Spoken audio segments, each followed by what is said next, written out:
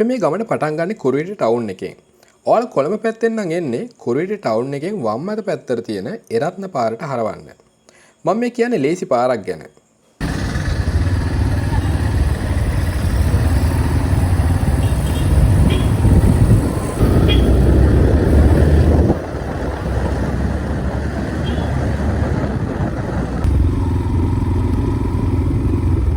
එරත්න පාර දිගේ කිලෝමීටර් 1.2ක් වගේ එන්න.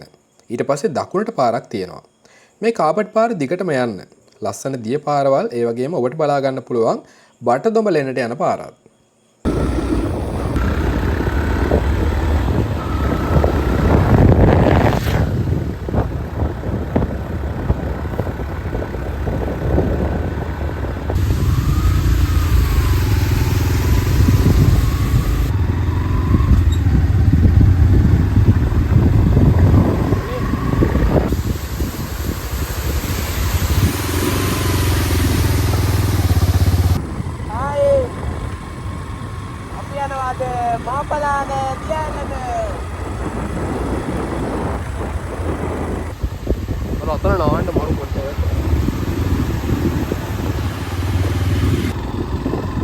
මේ පාර දිගේ දිගටම යනකොට ඔබට හමු වෙනවා සිරිපාගම පොලිස් ස්ථානය.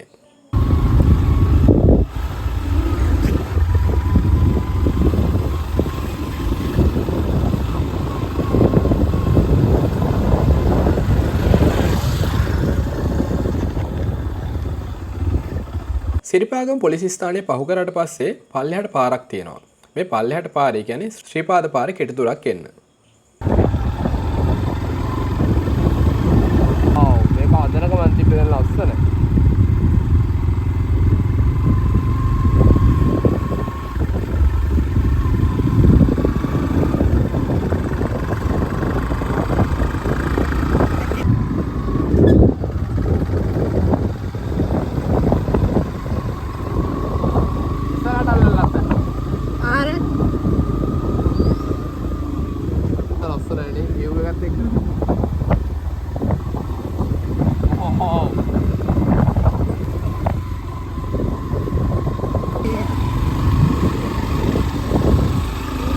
අතරමං හන්දියක් එන්න ඕනේ. ආවේ තියෙන්නේ රත්නපුර කුරුවිට මහවත්ත.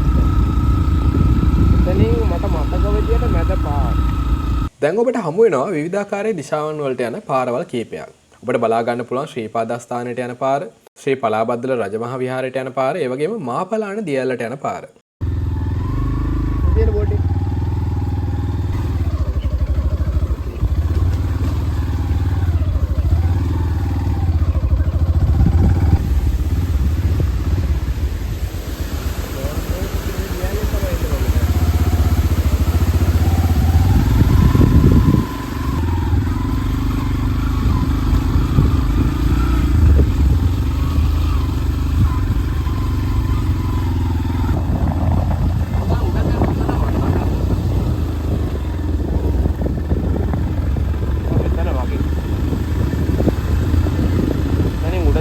මේ ඉදිරියෙන් තියෙන පාලම ගාවින් වම් අත පැත්තට හරවන්න. කෙලින්ම තියෙන්නේ දිය ඇල්ලට යන පාර.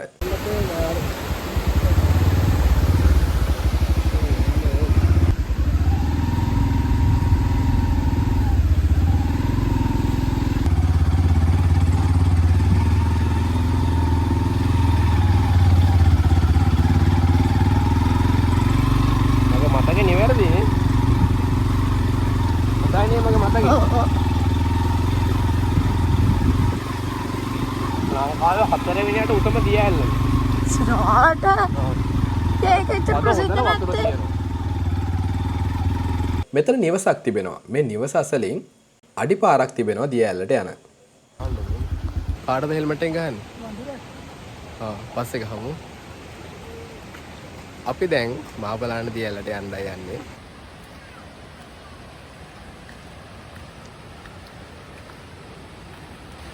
ඉතින් දැන් අපි මාපලාන දිය ඇල්ලට ඉතාලම කිට්ටු වෙන්නේ. අපිට ටික දුර යන්න තියෙන්නේ. මේ අඩිපාර දිගේ ඉහළටම ගමන් කරන්න ඔබට දිය ඇල්ලට ගමන් කරන්න පුළුවන්. වව්. දැන් ඔයාලට පේනවා ටිකෙන් ටික.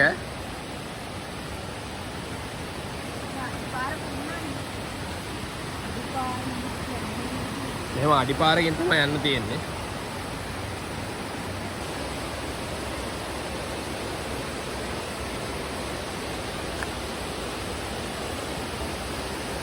ඔතන ලිස්සයි. මෙතන බලාගෙන.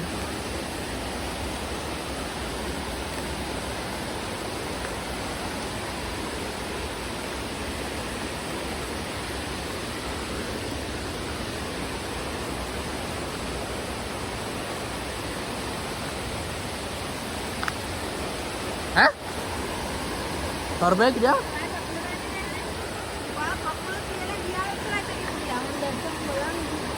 ගාවට වඩ යහුවත් දන්නේ වඩ නෑ එවනම් දන්නේ